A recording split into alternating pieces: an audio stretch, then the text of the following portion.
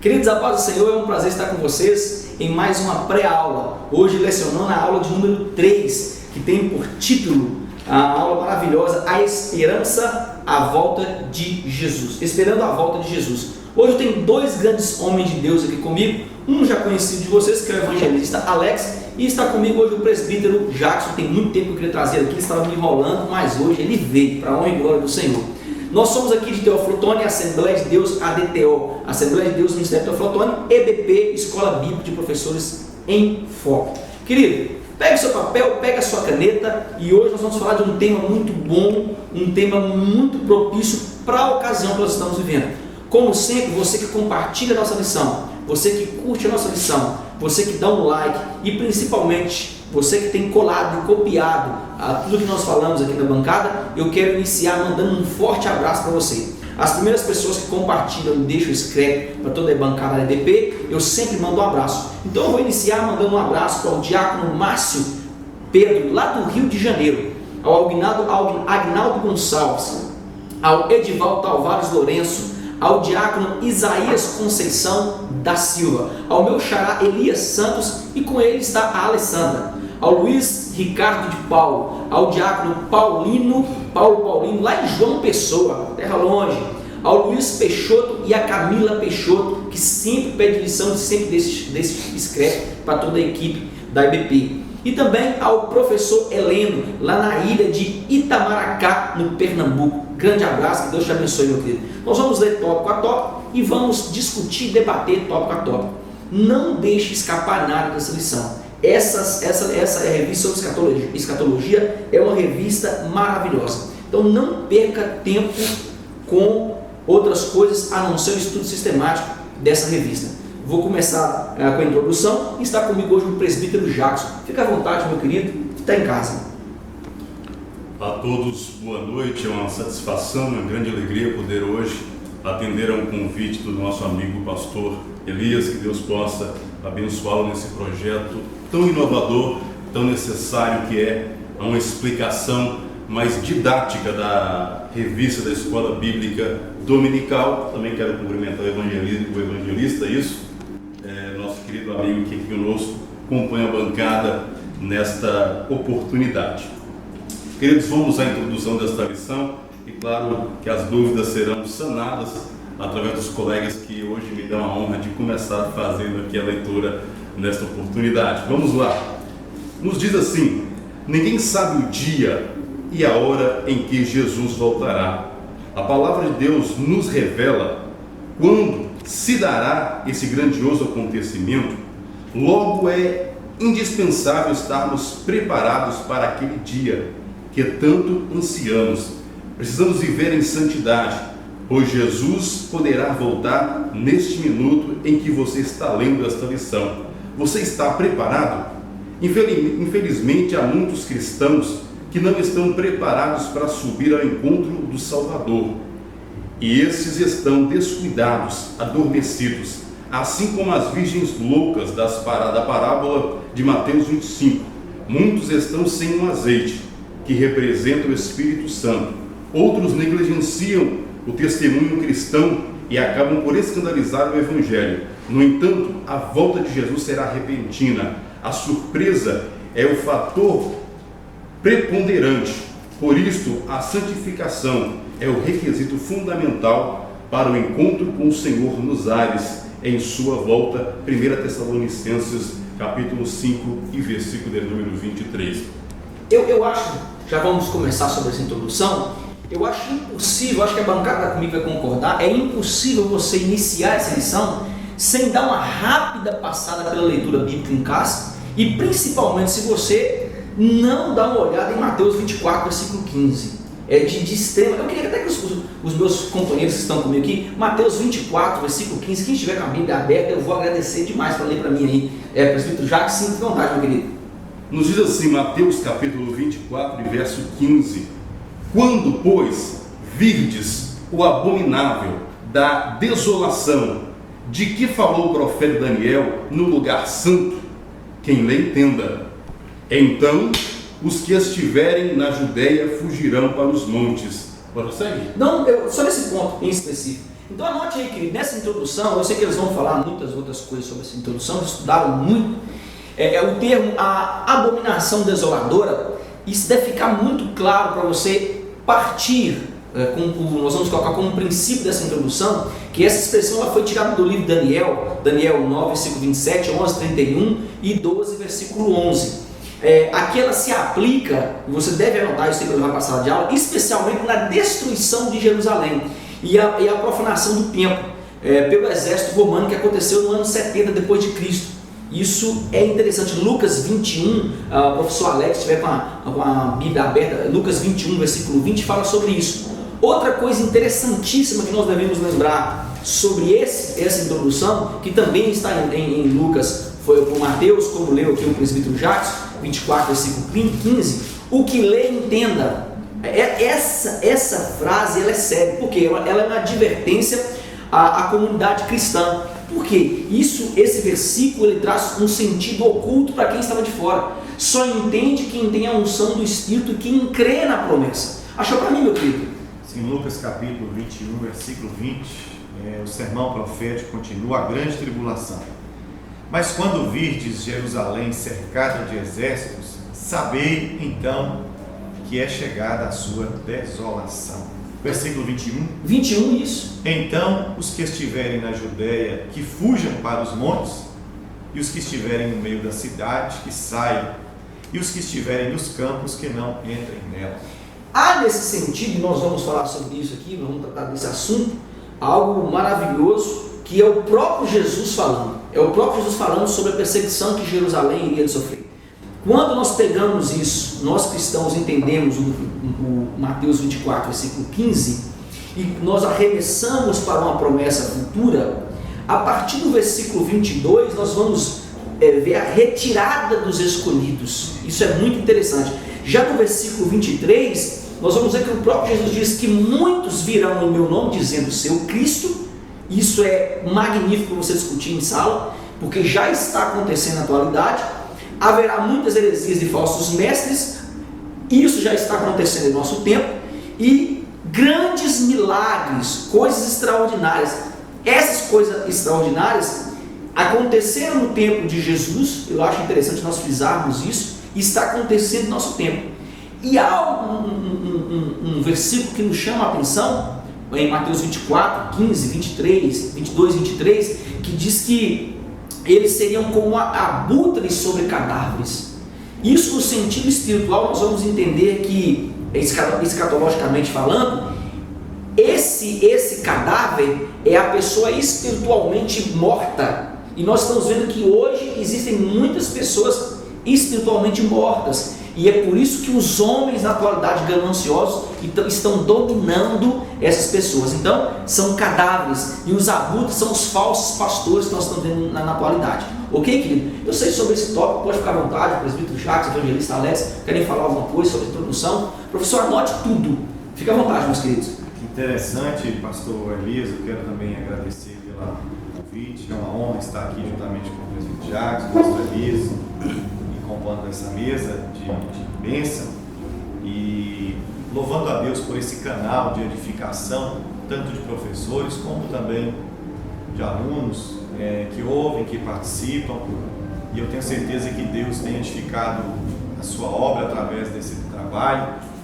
E eu achei interessante a lição, porque se nós observarmos, eu estava lendo um comentário do pastor Elinaldo, que na década de 80, comentarista dessa lição, pastor Linaldo Renovado, na década de 80 e depois em meados do ano 2000, a escatologia bíblica ela estava em alta, a Assembleia de Deus e muitas denominações debatiam esse assunto com muita firmeza, com muita dedicação, mas com o passar do tempo, o tema escatologia foi esfriando, foi perdendo a sua importância, não que ele não tenha importância, mas os púlpitos do Brasil foi deixando esse assunto tão necessário para a igreja de hoje, chamado escatologia.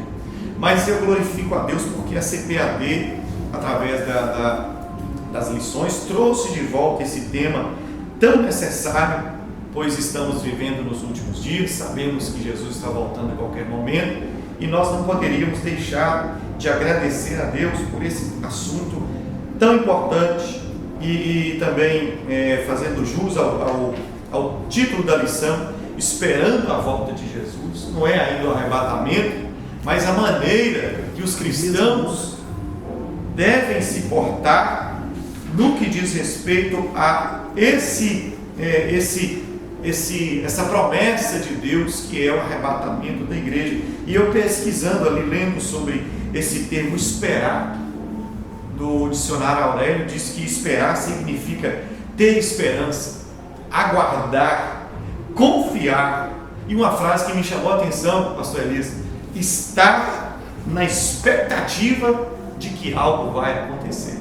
Então, que assunto maravilhoso, que coisa maravilhosa, estar na expectativa de que Jesus vai voltar a qualquer momento. Isso é esperar, estar na expectativa. Então, que rica, muito rica essa lição. E o amado professor que nos ouve, eu tenho certeza que você tem muito a dizer para a sua classe e também despertar os irmãos sobre a volta iminente de Cristo Jesus. Quero deixar um breve comentário, e talvez aos meus amigos professores que tenham cuidado e que talvez incentivem o seu aluno a ter a esperança de que Jesus vai voltar, porque os nossos dias eles estão sendo absolvidos, esse desejo, essa vontade de ter Jesus novamente conosco e de que Ele volte realmente para nós.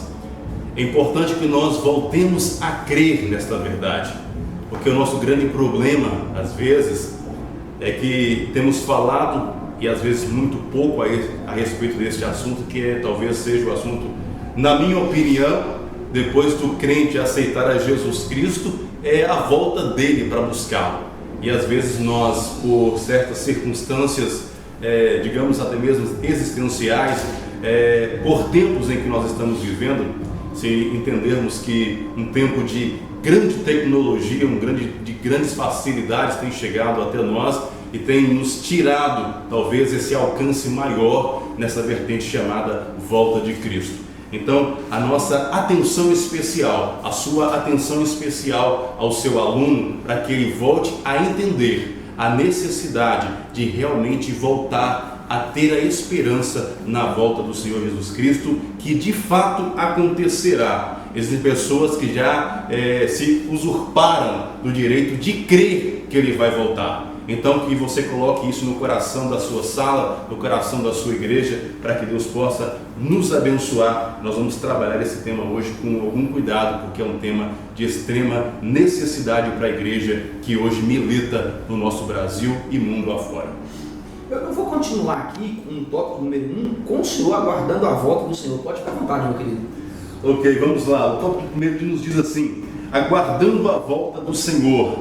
Vai dizer sobre dois requisitos que são extremamente necessários: fé e vigilância. Diz assim: Jesus exortou os discípulos a serem vigilantes. Ele afirmou: vigiai, pois, porque não sabeis a que hora há de vir o Senhor. Mateus capítulo 24 e versículo de número 42. Porque não sabemos a data da segunda vinda de Jesus, temos de ter uma conduta ilibada em nosso dia a dia. Temos que aguardar a volta de Cristo em santidade e com um coração repleto de fé. Precisamos também desejar a volta de Cristo, como os crentes de Tessalônica. Eles ficaram tão convictos e anelantes ante a mensagem que os missionários lhe pregaram concernentes à segunda vinda de Cristo, que entendiam que a mesma ocorreria naqueles dias enquanto estavam vivos. 1 Tessalonicenses capítulo 14, versículos 15 e 17. Nesse tópico em específico, o professor Alex já deu uma pontadinha ali, o senhor começou a falar aí, e eu vou continuar aqui, vou pegar a centelha, né? Eu tenho que mudar essa palavra, centelha da lição passada, da criação do mundo. Vamos continuar com um gancho aqui, como diz o pastor Divino. Hebreus 11, o versículo de número 1, é um texto célebre para que nós possamos entender o que o professor Alex já deu um pontapé inicial aqui. Hebreus 11, o versículo de número 1. Abra na sala esse texto, nós vamos falar um pouquinho sobre esperança, sobre confiar. Achou para mim, meus queridos? Hebreus 11, o versículo de número 1. Presbítero Jacques, sim, para ficar à vontade, meu querido. Ok, diz assim: ora, a fé é a certeza de coisas que se esperam e a convicção de fatos que não se veem. Vamos entender isso aqui agora para você levar para a sala. O ato de, isso que é interessantíssimo, o ato de esperar, ele nos faz entender que nossa fé é manifestada todos os dias. Ainda que todos nos chamem de loucos, isso aqui é muito interessante, está acontecendo, está voltando aquela modinha de falar que nós somos loucos. Nós sabemos que essa promessa e muitas outras promessas acontecerá. O próprio Hebreus 11, versículo 6 diz: ora, sem fé é impossível agradar-lhe, porque é necessário que aquele que se aproxima de Deus creia que Ele existe e que é galardoador dos que o buscam. A palavra fé aqui, como diz o evangelista Alex, eu prestei bem atenção, parece que nós estamos em sintonia espiritual aqui nós dois, ela é traduzida como confiança. E confiança, ela é algo que tem que haver em um casamento. O casamento de Jesus com a igreja vai acontecer. O casamento da igreja, o tão esperado noivo, vai acontecer. Então, esse ato de confiança, ela tem que existir entre os noivos, porque um deve confiar na promessa que foi feita ao outro. Ok, meu querido? Você quer falar alguma coisa sobre isso? Fica à vontade, meu querido. Eu quero só aproveitar a questão da fé e voltar bem lá no comecinho, lá na Bíblia Sagrada, lá nos primórdios da Bíblia Sagrada, para entrar na história do Noé. Eu acho uma coisa extremamente importante o que a fé do Noé gerou para aqueles que estavam à sua volta. O próprio Deus chega e manda ele construir uma arca, ele vai lá e na base da fé vai construir uma arca, vai pregar.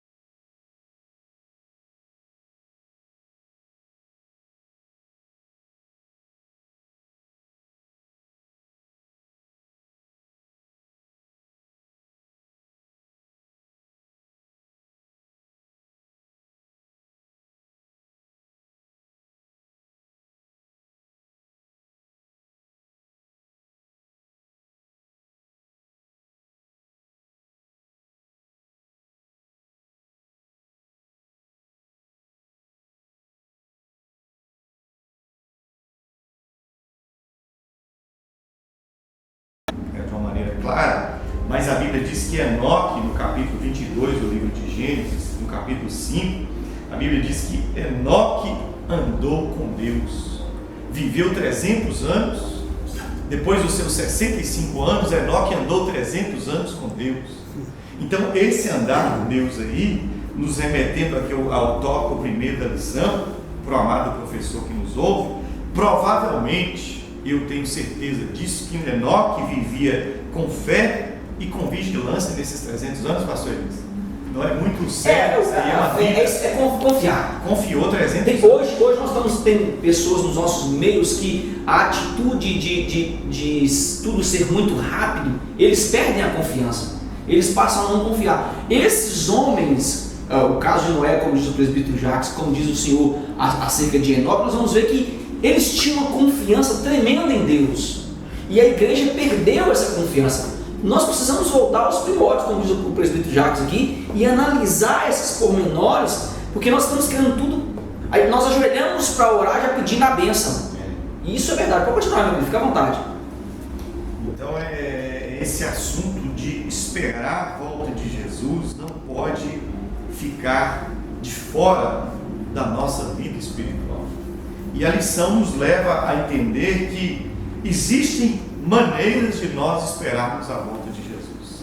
Talvez muitas pessoas, até mesmo no meio cristão, se esqueceu, como o Jackson disse aqui, talvez ao dia a dia, a correria, os problemas, as dificuldades da vida, as lutas, as provações, faz com que o cristão perca essa visão de que nós estamos aguardando Jesus e Ele vai voltar para arrebatar a sua igreja a qualquer momento. Mas a lição daqui para frente nos vai mostrar o passo a passo de esperar a volta de Jesus. E o comentarista cita a igreja de Tessalonicenses e os irmãos de lá. Daqui para frente nós vamos ver nos tópicos a seguir, e o professor pode utilizar isso na classe, que a igreja de Tessalonicenses, Paulo orientava aqueles irmãos como esperar a volta de Jesus. Se nós lermos o textual, nós vamos ver que Paulo diz o seguinte: e o mesmo Deus de paz os santifique em tudo, todo o vosso espírito, alma e corpo sejam plenamente conservados,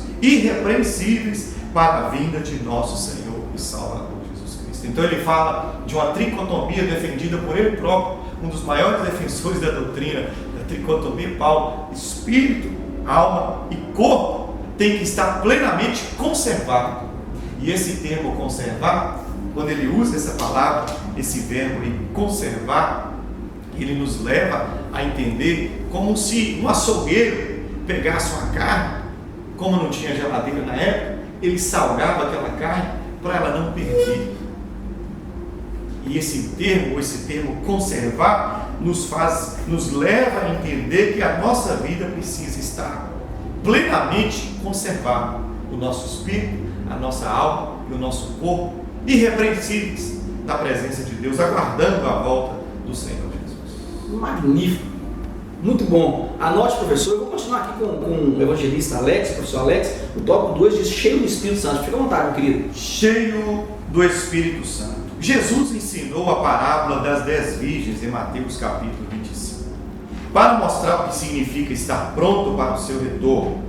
Com essa parábola também aprendemos que cada um de nós é responsável diante de Deus por sua condição espiritual.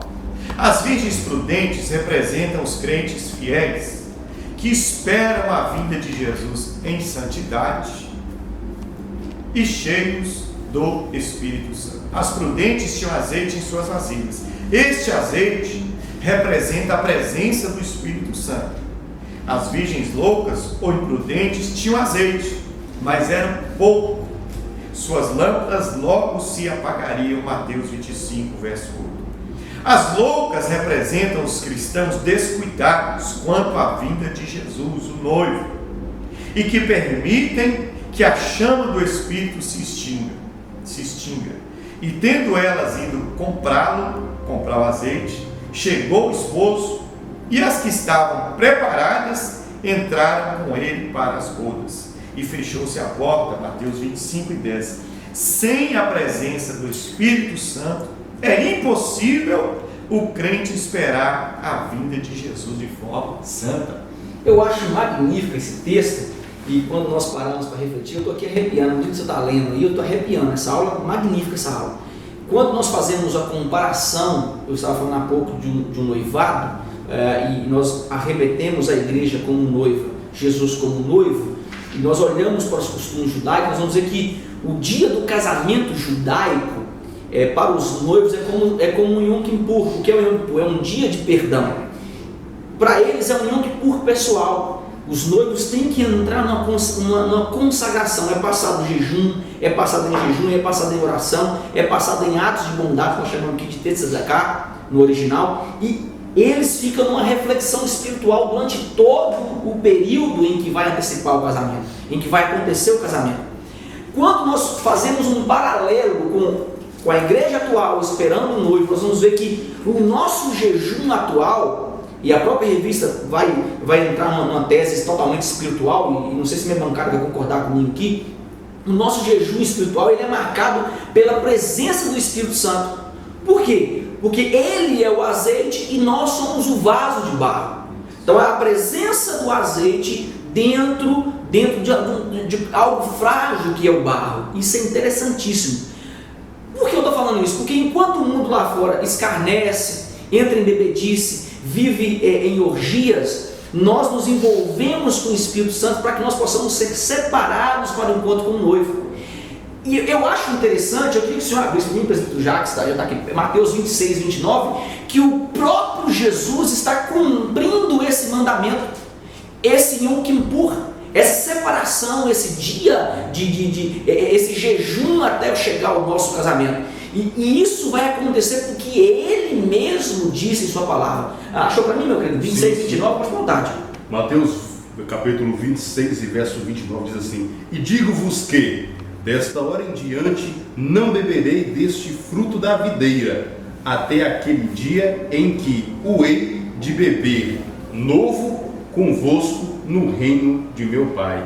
Olha que interessante, então nós vamos ver Jesus se abster do suco da vide, do suco da videira, para que nós possamos, nós a noiva, possamos estar com Ele na grande ceia naquele dia, e Ele vai nos servir como noivo. Isso é magnífico, é um campo totalmente espiritual, meu querido. É isso que nós temos que entender. Então entenda, é por isso que a revista diz que nós precisamos entender que nós, cristãos, nós não conseguimos, por nosso mérito próprio, aguardar a vinda do noivo sem o Espírito Santo. É impossível, querido.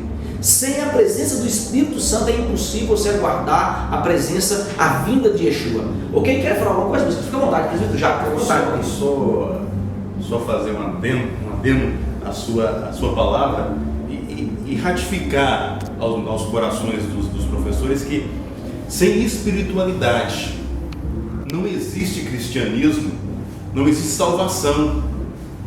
E a nossa grande preocupação, eu acho que a igreja precisa preocupar muito com isso, é com a chamada espiritualidade. Porque o Espírito Santo, quando nós vamos tratá-lo, é algo tão singelo, é de uma força absurda. Se entendermos que o Espírito Santo entrava ou tomava posse ali do corpo de Sansão e dava a ele uma força exorbitante, capaz de fazer com que ele tirasse porta da cidade de Gaza, como na Bíblia está relatado, mas que também ao ponto que quando ele aparta do caminho, o mesmo o deixa. Ou seja, espiritualidade, nós estamos trabalhando com algo muito sensível, chamado Espírito Santo, que requer de mim e de você um cuidado muito específico para tê-lo conosco. Então, mais do que ter o Espírito Santo, que é uma necessidade, e talvez nós já o temos, e talvez por o termos, nós estamos negligenciando essa questão de sermos muito voláteis, deixarmos que isso passe de lá para cá com uma... Eu gosto de lembrar de uma coisa, eu acho que nós estamos caindo em uma época, eu gosto muito de voltar às épocas passadas, vocês vão perceber isso nas minhas referências, mas eu parece-me ver a nação de Israel, quando deixava ali a terra do Egito e caminhava em direção a Canaã, eles durante o dia lá tinha a nuvem que os cobria e à noite lá a coluna de fogo, ou seja, o milagre era muito normal, e o Espírito Santo está se tornando muito normal para nós. Isso é uma coisa muito, mas muito perigosa. O Espírito Santo, como diz o seu nome, ele é santo e precisa ser bem tratado por cada um de nós. Precisamos ser cuidadosos com isso. Aproveitando o tópico 2 ainda, o subtópico 2, onde o comentarista nos fala sobre a parábola das 10 virgens, em Mateus capítulo 5, nós podemos observar duas qualidades de cristãos que estão na igreja. O amado professor, ele pode aproveitar essa parábola para fazer essa comparação. Existem duas classes de cristãos na igreja. Aqueles que estão como as virgens prudentes, que estão preparados, que estão com as suas lâmpadas cheias de azeite, que estão ali constantemente com a sua vida espiritual na presença de Deus, buscando a Deus em oração, procurando a cada dia mais santificar a sua vida, encher a sua vida do Espírito Santo. E há também aqueles cristãos que são comparados com as virgens loucas, que perderam esse objetivo, que estão na igreja adormecidos, pastor Elias, como pessoas que não se preocupam mais sobre a volta de Jesus. Eles estão vivendo o evangelho do entretenimento, o evangelho da diversão, o evangelho do oba-oba. E isso tem tirado o foco de muitos cristãos na igreja. Então, na parábola das 10 virgens, nós podemos observar essas duas qualidades de cristão: daqueles que estão atentos, vigilantes, buscando ser cheios do Espírito Santo a cada dia, e aqueles que estão adormecidos, aqueles que estão com as suas lamparinas vazias, e nós precisamos buscar essa presença do Espírito Santo, porque, como diz o comentário, sem a presença do Espírito Santo é impossível o cristão esperar a vinda de Jesus de forma santa. Muito bom, gostei. Vou continuar aqui no tópico número 3. Quer comentar mais alguma coisa? Que eu consegui continuar aqui?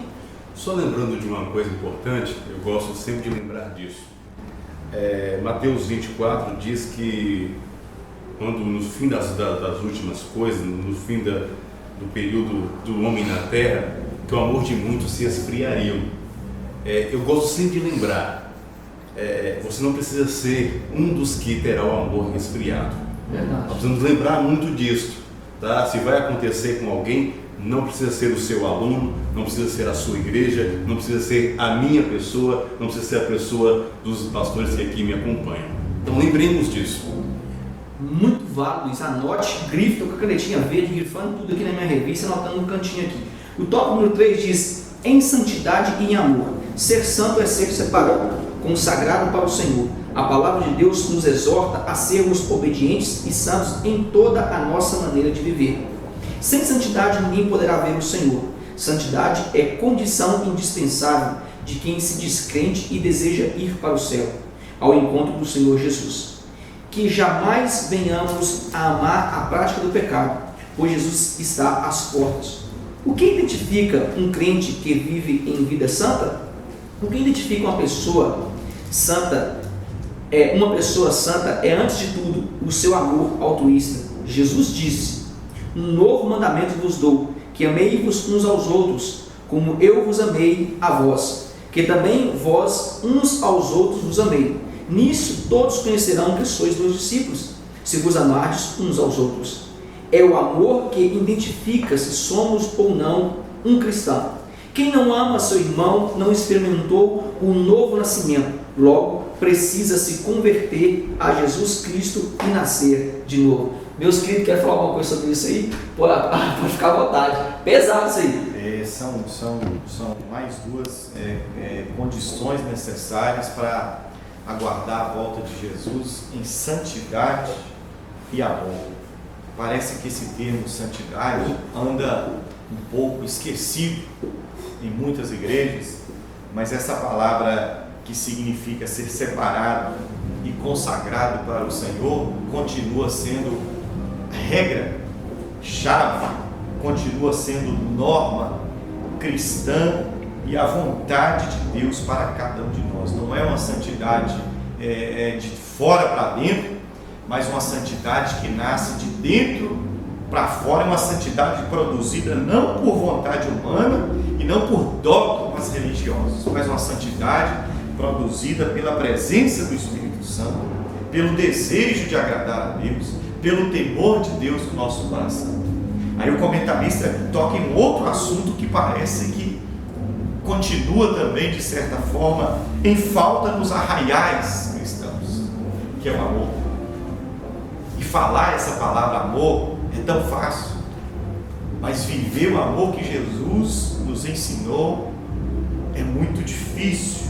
E pregar sobre o amor é até bom. Talvez você que está aí do outro lado falando: nossa, como esses irmãos conhecem esse termo amor. Mas falar o amor é muito simples. O difícil, e nós devemos deixar isso bem claro para os nossos alunos, é que nós devemos não apenas dizer que nós amamos, mas praticar esse amor. E Jesus deixou isso bem claro, da maneira que eles iriam nos conhecer como discípulos de Cristo é se nós amarmos uns aos outros. Magnífico. Só para a gente entender o que é isso e talvez a seriedade desta passagem, é que é o próprio Cristo que está dizendo: um novo mandamento vos dou, capítulo de número 13, verso 34, como está dizendo a própria lição, que vos ameis uns aos outros, assim como eu vos amei. Ou seja, nós temos por obrigação, e isto não é o pastor, não é o evangelista, não é o presbítero, é a igreja, é o cristão, de amar como Cristo um dia amou.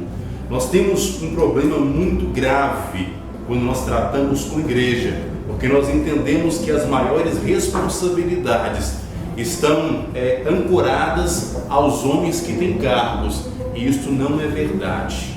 A igreja de Jesus Cristo, ele sempre a tratou de forma geral, ou seja, não especificou a quem deveria ser uma ação ou a quem deveria ser a outra ação. Todas as ações são direcionadas à sua pessoa, a você que se diz um converso a Cristo, a você que se converteu a este evangelho, tem esta responsabilidade. E quando nós entendemos que temos esta responsabilidade, indifere se eu sou, ou que se eu tenho um cargo, ou se eu tenho um codinome, ou um prenome, ou um pós-nome, indifere a isto. Eu vou ser cristão, e naturalmente com isto, a minha convicção de salvação, como disse o apóstolo Pedro, alcançando o fim da vossa fé, a salvação da vossa alma, que é o que há de mais importante. Tudo ocorre se eu aprender, como Jesus me ensinou, a amar o mundo. E fazendo isto, ele fez de uma forma talvez mais absurda que nós possamos entender e compreender. Ele abriu os braços para ser pregado em uma cruz, para mostrar para mim, para você, que nos ama. Então importa que nós retribuamos isto, amando aqueles que estão ao nosso redor e aqueles que carecem do seu grandioso amor. Nesse tópico em específico, eu acho interessante que os professores deveriam notar, muito bom, até notei na minha revista aqui, eu acho que os senhores deveriam notar que, eu até coloquei aqui, que a santidade ela é a marca de caráter de quem espera. Ela é a marca de caráter de quem espera. Quem espera, ele quer ser santo, querido. Você tem que entender isso. Por que eu estou falando isso? Pois quem espera não trai, quem espera tudo crê, tudo suporta, e sua confiança nunca acaba. Quem nos fala isso é Paulo. Paulo nos mostra isso, nos dando exemplo de uma comparação do que é o amor ágape, do que é o amor de Deus em 1 Coríntios 13, 4 e 7. Ele está nos mostrando e nos tirando de situações humanas com um ato de amor, como diz aqui o presbítero Jacques, como diz o evangelista Alex. As situações, e o próprio Jesus disse: conhecerão as questões dos meus discípulos quando amarmos uns aos outros. E Paulo vai e pega essa comparação e diz: vocês têm algo sobremaneira excelente, que é o amor. Há algo interessante isso, que no versículo 9 e no versículo 10, Paulo chega a dizer: porque em parte conhecemos e em parte profetizamos. Aí Paulo continua dizendo: quando porém vier o que é perfeito, então o que é em parte será aniquilado. O ato ruim que existe em nós será aniquilado com a presença de quem? De Jesus. Tudo se completará com a perfeição de Jesus. Quando nós tivermos um novo corpo, esse mundinho que nós temos em particular, que tenta tirar o caráter de amor que Jesus colocou em nós como seres humanos, ele será aniquilado em nome de Cristo. Eu vou continuar aqui com o tópico número 2, com o presbítero Jacques: atitudes errôneas diante da vinda de Jesus. Pode ficar à vontade, meu querido. O ponto primeiro diz assim: ignorar a vinda de Cristo. Certa vez, ao ensinar a respeito do seu retorno, Mateus 24, 45 a 51, Jesus contou uma parábola sobre o servo fiel e prudente e um mau servo. Quem é o mau servo? Jesus mostra que é aquele que diz: ó meu Senhor, tarde virá. Mateus capítulo 24, verso 48. Então, esse passa a viver de modo negligente, desatento, maltratando seus conservos e completamente alheio à vontade do seu Senhor. Muitos, infelizmente, estão vivendo como o mau servo da parábola. Porém, a este diz o Senhor: virá o Senhor daquele servo num dia em que o não espera e a hora em que ele não sabe, e separá-lo-á e destinará a sua parte com os hipócritas. Ali haverá pranto e ranger de dentes. Mateus capítulo 24, versículos 50 e 51. Nesses tempos de sinais evidentes da proximidade da vinda de Jesus, há muitos que estão brincando de ser crentes ignorando a iminente vinda do Senhor e agindo como o mau servo. Viva com responsabilidade, siga o exemplo do servo fiel e prudente e jamais negligencie a obra de Deus. Nem se embarace, melhor dizendo, com as coisas deste mundo. Mateus 24, versículos 45 e 46. Eu achei algo interessante nesse tópico aqui. Eu sei que os senhores vão falar um pouquinho sobre isso, é um pontapé inicial, já até falaram no início aqui, e eu fiz uma pergunta para que você pergunte para a sua sala. O ato de negligência, ele cerca quase todo o povo de Deus nos últimos tempos. Como? Essa é a pergunta. Como o ato de negligência cerca a igreja nos últimos tempos? Quando nós vivemos uma vida medíocre, esperando somente nas coisas desse mundo, isso aqui é fato, verídico. Quando nós esquecemos de que o melhor é fazer parte da noiva de Cristo. Quando nós vivemos uma vida medíocre, só esperando coisas desse mundo, esperando casa, esperando carro, esperando bonança, se apoiando nessas pequenas coisas, e se esquecemos de fazer parte da noiva de Cristo. Eu acho interessante que quando os discípulos saíram, falaram assim: Senhor, nós curamos, nós expulsamos demônios. Aí ele parou e falou assim: e vocês estão felizes por isso? Aí eles assim, olharam para Jesus, imagina a cena, eles falaram assim: vocês têm que ficarem felizes por vocês terem um nome no livro da vida. Isso é mais importante. Então entenda, querido, os grandes líderes na atualidade, eles estão vivendo como se o nosso Redentor fosse demorar. De que maneira? Eles estão se preocupando em adquirir grandes mansões, fortunas. Eles estão pregando um evangelho somente de engano, onde você precisa comprar a fé e comprar indulgências novamente. Ou seja, eles estão vivendo somente para este mundo, não para o porvir. E isso deve ser refletido em classe. Ok, meu querido? Quer falar alguma coisa, meu querido? Fica à vontade.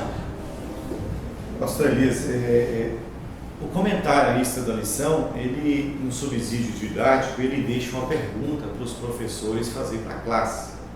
E essa pergunta é interessante. Temos de nos preocupar com a data da volta de Jesus ou estar preparados para a sua vinda?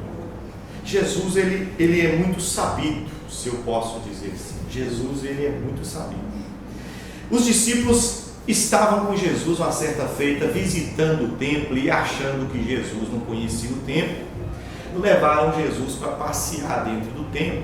Ao sair lá fora, no Mateus capítulo 24, verso 1 a seguir, os discípulos chegam para Jesus e mostram o templo que Herodes construiu, que demorou mais de 40 anos para ficar pronto.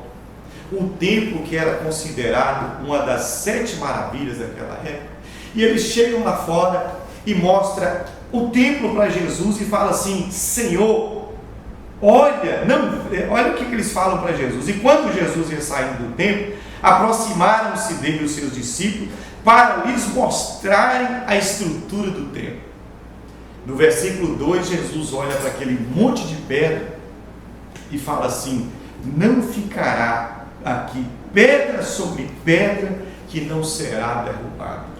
Aí eles seguem sem saber de nada, e Jesus vai para o Monte das Oliveiras, senta no cume do monte, imagino eu, e lá de cima Jesus, como juiz, olha para Jerusalém e olha para o templo, e os discípulos perguntam a Jesus: Jesus, mas quando serão essas coisas? E que sinal haverá da sua vinda e do fim do mundo? Na verdade, pastor Elias, presbítero, irmão Jacques, que aqui está, os discípulos queriam que Jesus desse para ele uma data. Jesus, qual será o dia e qual será a data? E mostra para nós aí, escreve para nós, quando será a sua vinda e o fim do mundo? Jesus, muito sabido, muda a retórica e a conversa. Jesus foge dessa pergunta do dia e da hora e diz para ele o seguinte: acautelai-vos que ninguém vos engane. Ou seja, Jesus não está preocupado em nos mostrar que dia ele vai voltar e que hora, não.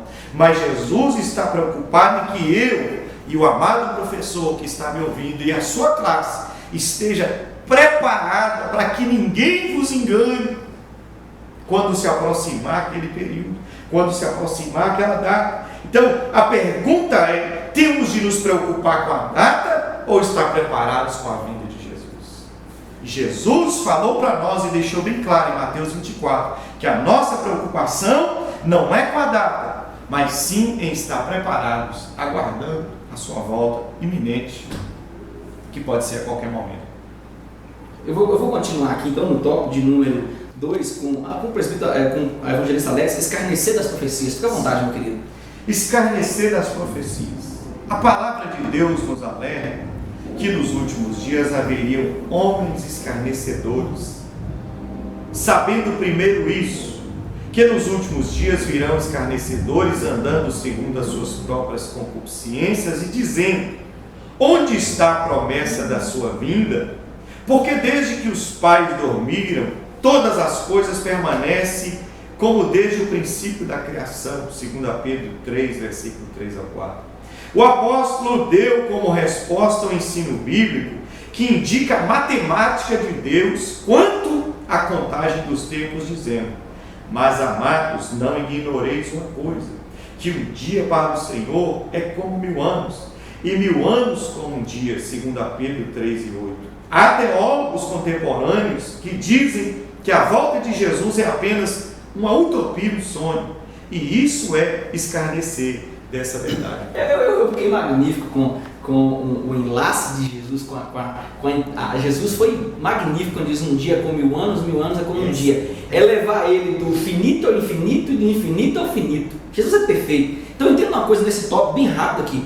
O ato de escarnecer nos últimos tempos, eles nos mostrará não somente os falsos mestres.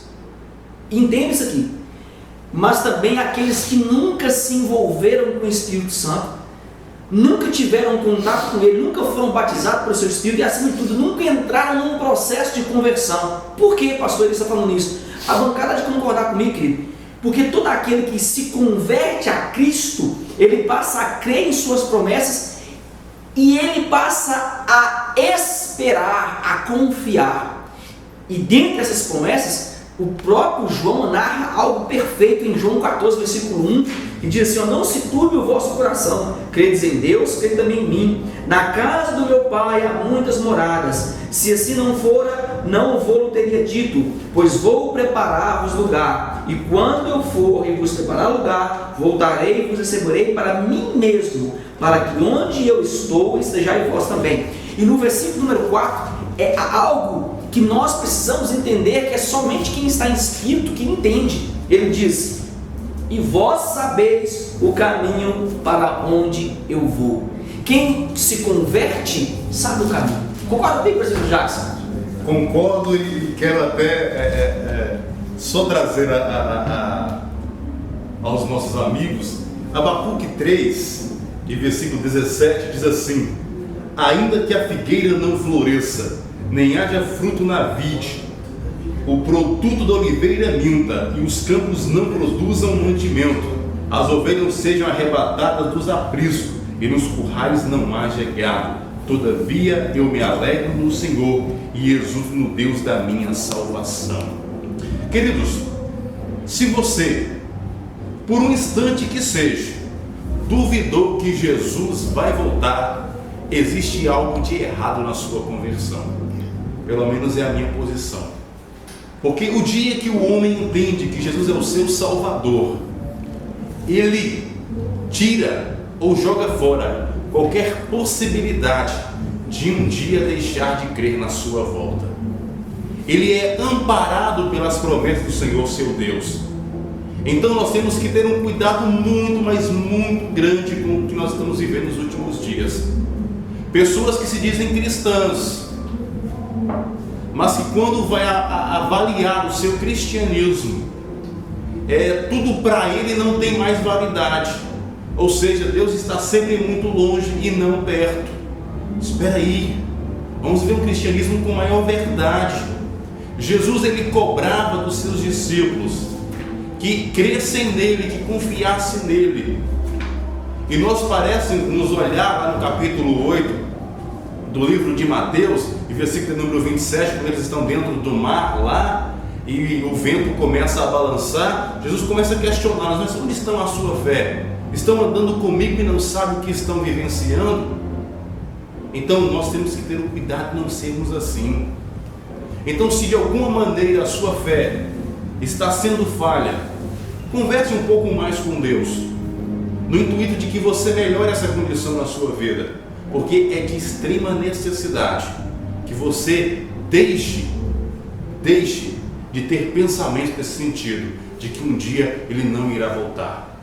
Só os acontecimentos que nós já temos visto e que está notificado dentro da Bíblia Sagrada e que você já conhece a respeito dele, tem que te credenciar e tem que produzir em você a convicção de que ele vai voltar com toda certeza. Se nós observarmos a segunda carta que Paulo escreveu aos Tessalonicenses, nós vamos entender que esse escarnecer das profecias, dessa profecia da volta de Jesus, do arrebatamento da igreja, já era um tema, já era um tema que os falsos pregadores da época já conturbavam.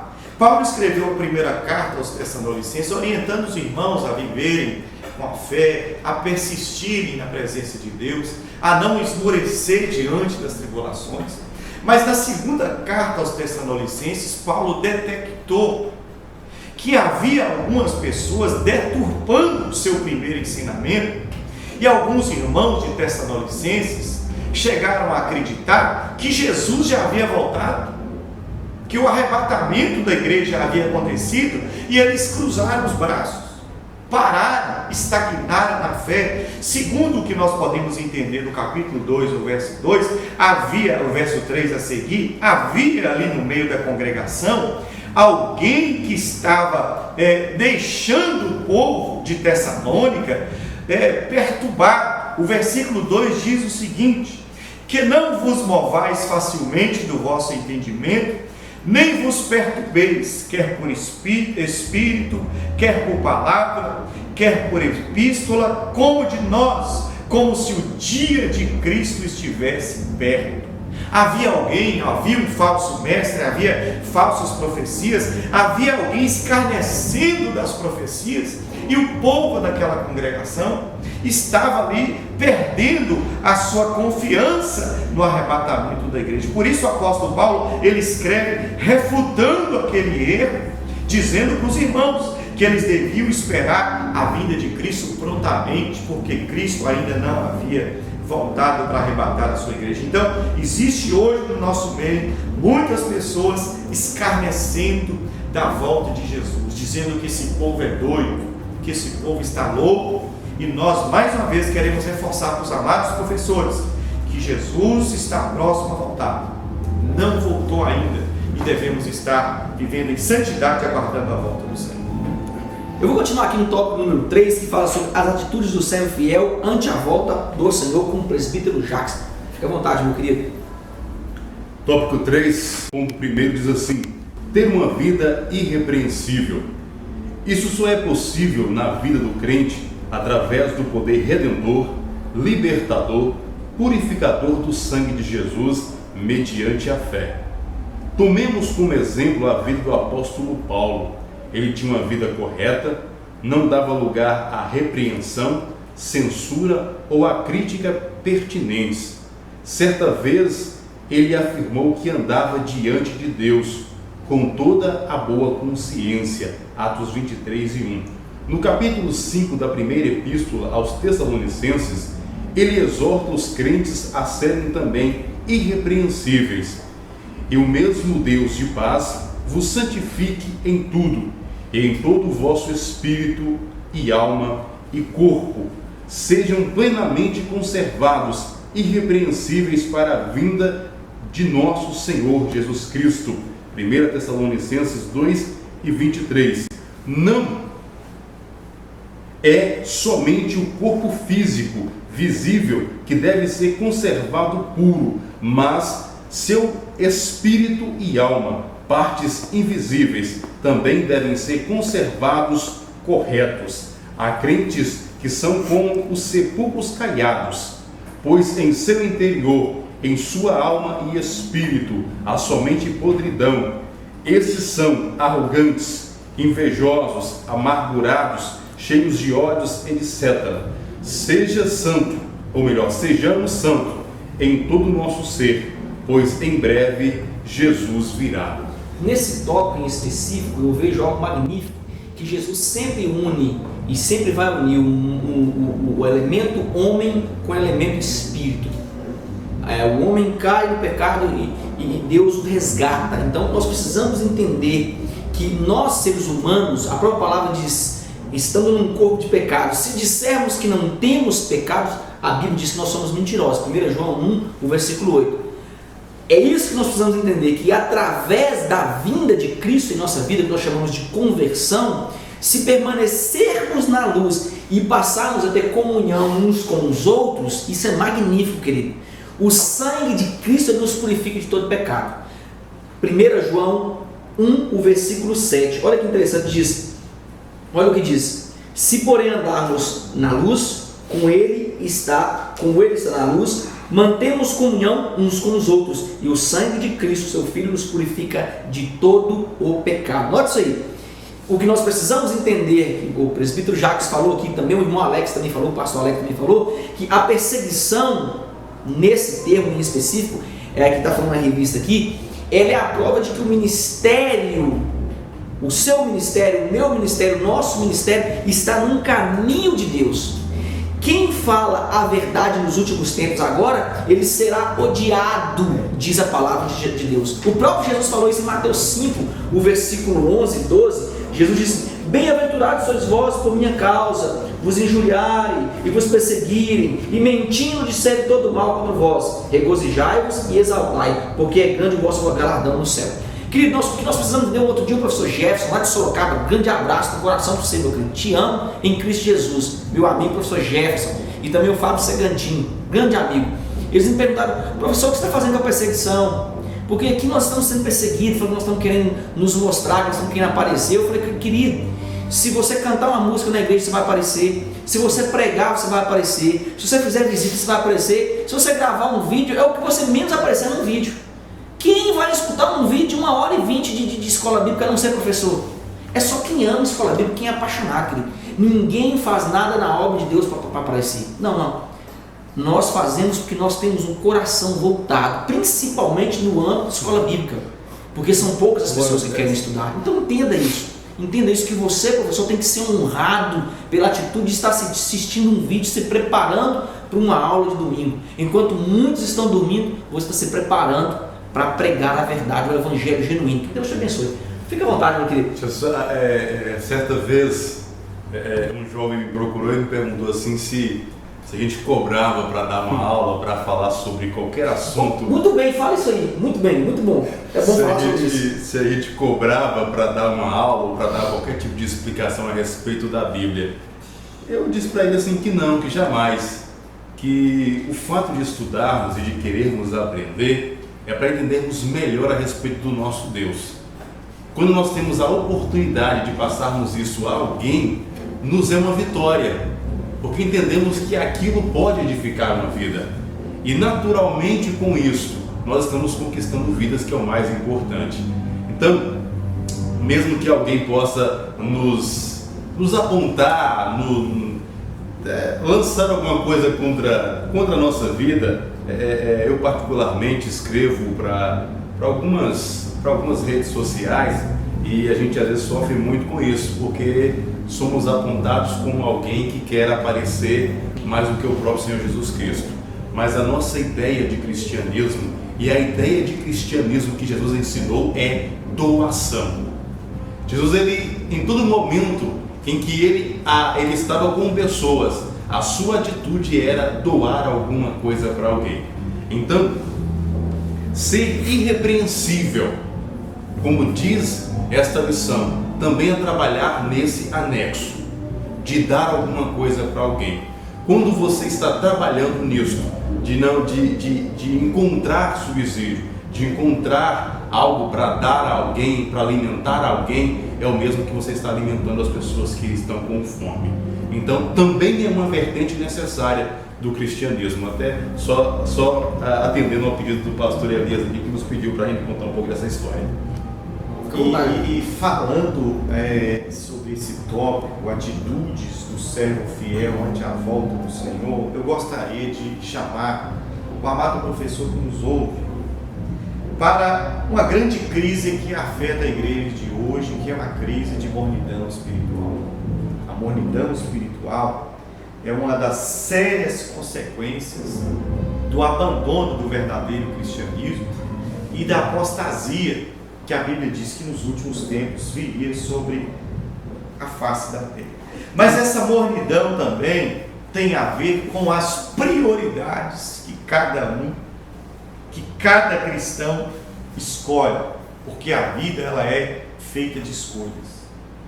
E se nós observarmos a vida do apóstolo Paulo, ele escolheu viver uma vida irrepreensível diante de Deus e diante dos homens. E quando quando nós aguardamos a volta de Jesus, quando nós assumimos essa vida de compromisso com Deus, ela influencia o nosso estilo de vida. Quando nós olhamos para a volta de Jesus e tomamos isso aí como prioridade na nossa vida, quando a volta de Cristo ela é prioridade na nossa vida, ela modifica o nosso estilo de vida. Nós passamos a viver uma vida de temor, de irrepreensibilidade, de dedicação a Deus. Nós passamos a viver uma vida de oração. Tudo isso aí é mudado a partir do momento em que nós escolhemos viver aguardando a volta de Cristo Jesus. E o professor, ele pode passar isso para a sua classe. O que é viver? Por que viver uma vida irrepreensível? O apóstolo Paulo foi um dos poucos homens que bateu no peito e disse: sede meus imitadores, como eu sou de Cristo. Isso serve de exemplo para nós e para a nossa classe, nesse assunto tão importante que estamos aprendendo nessa noite. O item de número 2 diz: não dar lugar à carne. Atualmente, muitos crentes estão se aproveitando da liberdade cristã para dar ocasião à carne. Muitas igrejas não passam de clubes religiosos onde não se vê compromisso nem santidade. Incham em número, porém não crescem na graça e conhecimento. Não se esqueça de que em breve Jesus virá e aqueles que andam segundo a carne não herdarão o reino de Deus. Não podemos nos esquecer de que o mesmo Deus que é amor é também um fogo consumidor. 1 Coríntios 6, o versículo número 12, presbítero Jacques, professor Alex, Isaías 56, versículo 7. Eu acho magnífico esses dois textos para que nós possamos entender esse tópico em específico. 1 Coríntios 6, versículo 12. Professor Jacques, pode ficar à vontade, meu querido. Todas as coisas me são lícitas, mas nem todas convêm. Todas as coisas me são lícitas, mas eu não me deixarei dominar por nenhuma delas. Eu não vou nem comentar esse versículo, nem comentar sobre não dar lugar à carne, porque Paulo já estava batendo pesado. Eu não vou comentar. O que eu vou falar para você é o seguinte: o que nos é apresentado fora da Bíblia, fora da palavra de Deus, não é e nunca será Evangelho de Cristo, pois em todo o tempo Jesus nos confiou a boa nova, palavra, Evangelho, e a mesma que nós estamos falando, essa palavra, o Evangelho, a boa nova, ela traz consigo benefícios, e esses benefícios ele é provado através do que nós chamamos de arrependimento de pecado. Não existe fora da Bíblia algo que não seja arrependimento de pecado. Logo que nós estamos vendo boate, MMA, quadrilha, carnaval gospel e essas vendas, indulgências e demais facilidades existentes no meio cristão, não passa de ansiedade carnal, querido. Não passa de ansiedade carnal. Isaías 56, versículo 7, professor Alex, fica à vontade, meu querido. 56, Isaías, capítulo 56, versículo 7, diz que também os levarei ao meu santo monte e os festejarei na minha casa de oração. Os seus holocaustos e os seus sacrifícios serão aceitos no meu altar, porque a minha casa será chamada casa de oração. Volta a câmera para cá. Então vamos entender isso aqui. A minha casa será chamada casa de oração. O seu holocausto será aceito na casa. Então, para com esse negócio de MMA, esse negócio de boate. Isso aqui, querido, isso não é holocausto para Deus, não. Isso é coisa humana, isso é ansiedade carnal. Deus não se comove com essas coisas humanas. A Bíblia diz que um coração quebrantado agrada a Deus, um perfeito louvor. Esse negócio de adoração extravagante, neguinho rodando em bandeira e pulando no chão, e aqui para nós não pega bem isso para homem na igreja. Não, essas coisas, querido, as pessoas vão duvidar da sua masculinidade. Toma cuidado com essas coisas aí, querido. Isso é adoração extravagante. Eu estou dançando porque Davi dançou, mas Davi não dançava com essas coisinhas todas aí não, viu? Toma cuidado com isso aí. Então, nós estamos vendo hoje, são verdadeiros, o que nós chamamos de diversão na igreja. O presbítero Caio estava aqui falando sobre isso, sobre o pluralismo, dos jogos, as brincadeiras religiosas dentro da igreja. Deus não tem compromisso com essas coisas. A Bíblia diz em Isaías que a casa do Senhor é conhecida como casa de oração. Ok? Fique à vontade, meu querido. Só deixar aqui ao meu amigo professor, eu sou apaixonado pelo capítulo 6 do livro de João, porque Jesus fala que ele é o pão que desceu do céu. Mas me chama a atenção o versículo número 58, que diz assim, a última parte: quem comer este pão viverá eternamente. Quando você começa a ler o capítulo 6, tem um texto que Jesus diz que quem come do pão que é Jesus não mais terá fome. Se nós estamos vivendo dias em que as pessoas precisam desse tipo de manobra que o aproxime de um cristianismo, é importante você saber que existe alguma coisa errada com a sua alimentação.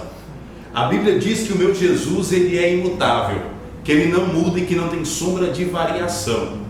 Então, se existe algum erro, o erro está naquilo que nós temos comido. E quando você deixa de alimentar desta palavra, deste pão vivo que desceu do céu, Jesus chega a dizer nesse capítulo 6 que o povo de Israel comeu o maná do deserto e voltou a ter fome, mas se quem alimentar dele, não mais terá fome. E a fome aqui, não estou falando de fome física, é a fome concernente aos desejos pecaminosos que outrora invadia o nosso estômago espiritual e nos fazia andar atrás de balancetes musicais mal orquestrados, como a gente vê aí um funk ou alguma coisa desse tipo. Não que a pessoa não possa cantar, mas para Jesus não. Para Jesus é algo santo, é algo que tem a reverência. Nós precisamos disso em nossas vidas. Ser irrepreensível passa muito por cima disto. Alimenta das coisas de Jesus, que você não vai ter necessidade de alimentar dessas coisas banais e fúteis que o mundo nos apresenta nos últimos dias. Eu vou continuar aqui no tópico de número 3, dar frutos, e caiu certinho para o professor, o pastor Alex. Fica à vontade, meu querido. Tópico 3, dar frutos.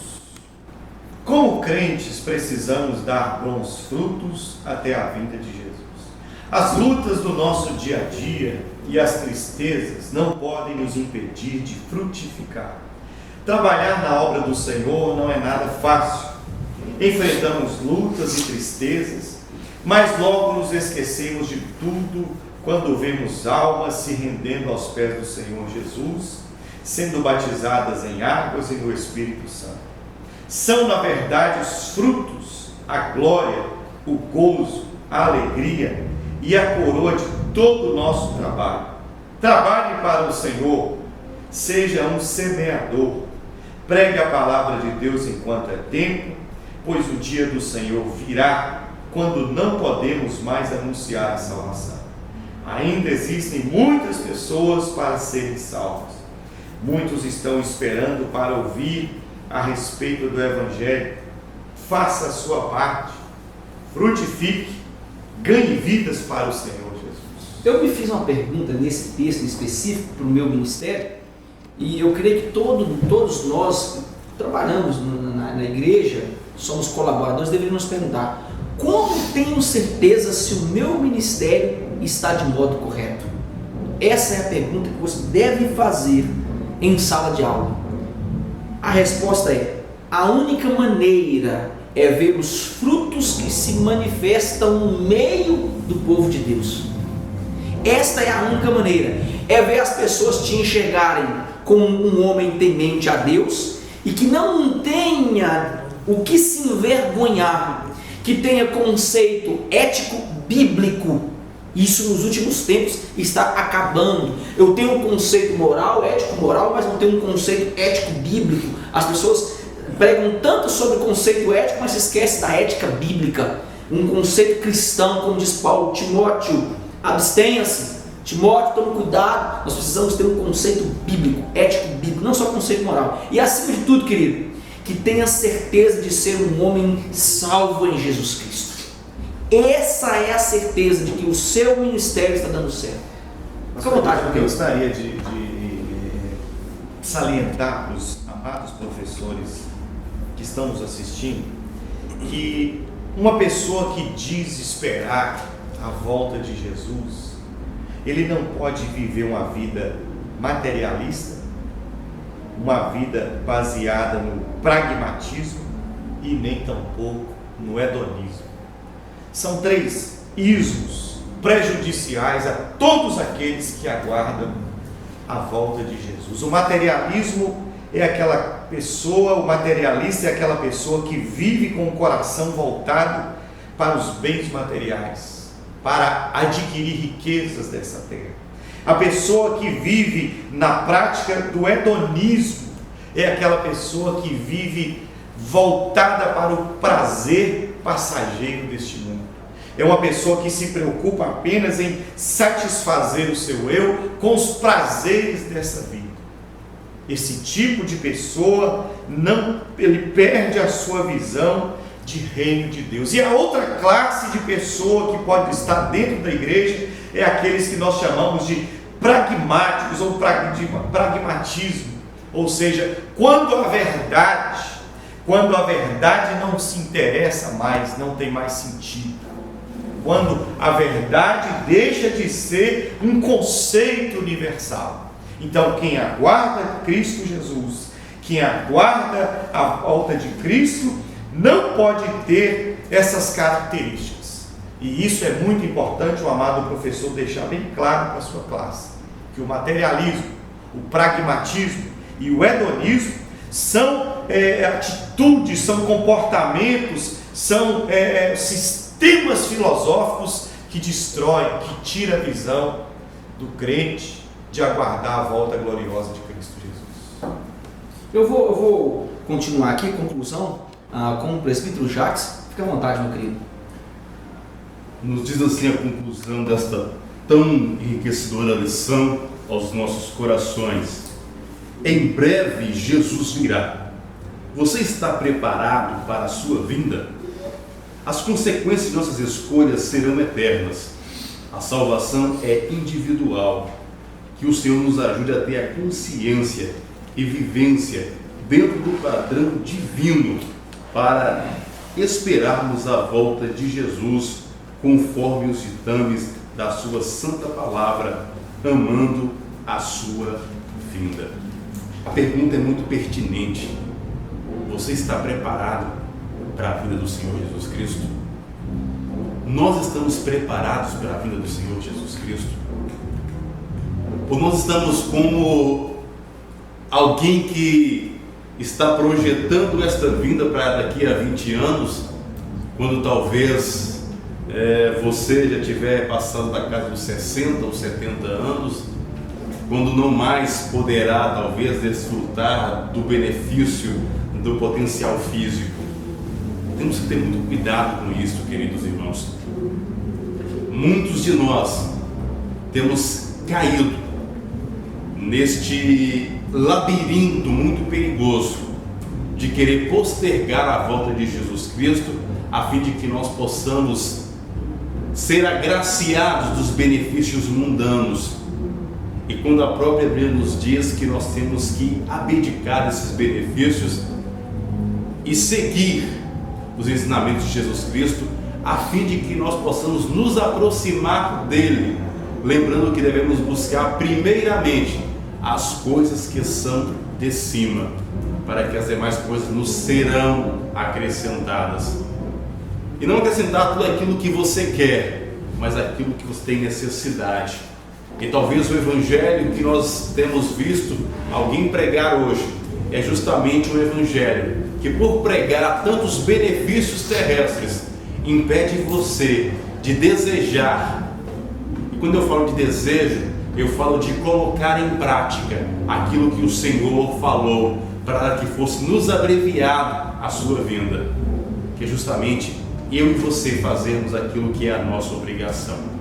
Então, que nós possamos ter um padrão de vida cristã colocado em pauta, e que seja o nosso desejo diário agradar ao Senhor Jesus Cristo, porque creio eu que quando um homem de Deus ele abraça uma causa, como nós falamos aqui do apóstolo Paulo, como ele abraçou a causa do cristianismo, ele com muita graça e com muita, talvez, alegria no coração, ele rasga o seu coração e abre a boca com muita vontade para falar sobre todos os naufrágios, sobre tudo aquilo que ele viveu, sobre chicotadas em suas costas, sobre tudo aquilo que ele passou pelo Evangelho. Ele trazia um regozijo em seu coração, porque ele sabia e tinha uma convicção muito grande dentro dele, que quando eu leio isso, quando ele escreve ao Timóteo, eu fico assim, estarrecido. Já estou sendo oferecido em holocausto, já estão indo cortar a minha cabeça, mas eu sei o que eu fiz, eu sei qual foi a minha trajetória. Tomara que você encontre a sua trajetória também dentro desse cristianismo real, não desse cristianismo talvez vivido de uma forma tão obsoleta, tão medíocre que muitos têm vivido. O apóstolo Paulo fala, e eu vou parar aqui, porque senão nós temos mais tempo. Ele diz assim: somos os mais miseráveis homens, se esperarmos em Cristo somente nessa vida. Nessa vida não, espera para aquela vida lá de cima, para a vida que é literalmente eterna. E isso, querido, você gostando ou não, você acreditando ou não, é uma verdade absoluta: Jesus vai voltar. Professor Alex, fica à vontade, meu querido, considerações finais. Eu gostaria de, antes de fazer os meus agradecimentos, sugerir para os professores que cada um dos amados professores adquira o exemplar da revista Ensinador Cristão, que será muito útil para o seu bom desempenho na classe.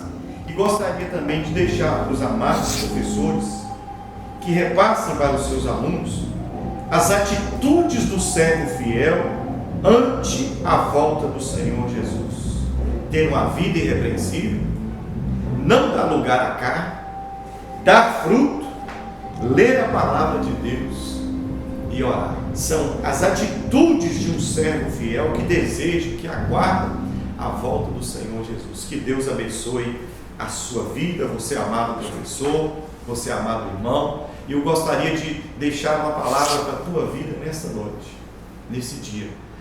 Nós somos a geração do arrebatamento. Eu creio que nós somos a geração do arrebatamento. Deus abençoe a sua vida, seu ministério como professor. Quero agradecer ao meu amigo, pastor Elias, presbítero Monjacos, a nossa igreja, sede aqui, que é o Flotônio. Deus abençoe os irmãos em nome de Jesus. Queridos, eu quero nesse momento agradecer a oportunidade que nos fora concedida hoje para estarmos compondo a bancada. É uma honra para mim estar ao lado de pastores como os que aqui hoje falaram, o pastor Elias, o meu grande amigo, que aqui mais uma vez nos dá a honra da companhia, que o Senhor possa abençoar de uma forma muito especial. A você eu quero mais uma vez te agradecer por nos acompanhar e dizer a você que nós temos alguns trabalhos que também estão convencionados a esse trabalho de escola dominical. Aos domingos, ao meio-dia, nós estamos em uma rádio local e com vinculação também via Brasil, através da internet. Você pode acessar e nos ouvir através do www.radio98to.com.br. Nós teremos imenso prazer em mandar um alô especial a você. Também queremos deixar aqui, Elias, um convite a você no Facebook, para curtir a nossa página, uma página que nós temos feito a fim de propagar o Evangelho e que tem dado um fruto excepcional. Só para você ter uma ideia, o nosso alcance semanal hoje está girando em torno de 2.800.000 pessoas na última semana. O nome da nossa página é Deus é Bom o Tempo Todo. Nós estamos ali escrevendo diariamente postagens para enriquecer a vida espiritual das pessoas, aconselhando e assim por diante. Será um prazer se você puder curtir a nossa página, que Deus possa abençoar vocês. Então, lembrando, Deus é bom o tempo todo, é um dos projetos que nós temos também aqui. Outro projeto que eu tenho na faculdade de Teoflotone, chamado Aliança Bíblica Universitária, ABU, é até o porquê nós não estarmos aqui em outras oportunidades, é porque nós temos um trabalho que é simultâneo ao do pastor, professor Elias, então por isso que nós não tivemos oportunidade de atender ao convite dele em outra oportunidade. Mas também é um trabalho que nós fazemos nas faculdades, a fim de que nos achemos, como diz a lição, uma vida irrepreensível, uma vida de dedicação ao Senhor nosso Deus, para que as pessoas possam ter o conhecimento de Jesus, que é o mais importante. Então, muito obrigado pelo convite, que Deus possa abençoar a vida da nossa igreja, a vida de todos vocês que estarão nos ouvindo nessas oportunidades. Fique com Deus em nome de Jesus. Muito bem, meu querido, nós nos despedimos de vocês, um grande abraço. Acesse esses portais para que você tenha um conteúdo para levar para a sala, principalmente mande alô, curta a nossa página, divide a lição. Conhecimento só é conhecimento quando é dividido. Não se esqueça do que diz o professor Alex: cuidado com os 3 ismos: hedonismo, materialismo e pragmatismo. Que você não caia nesse conceito nos últimos tempos, e que Deus te abençoe e te dê uma aula abençoada. Paz do Senhor.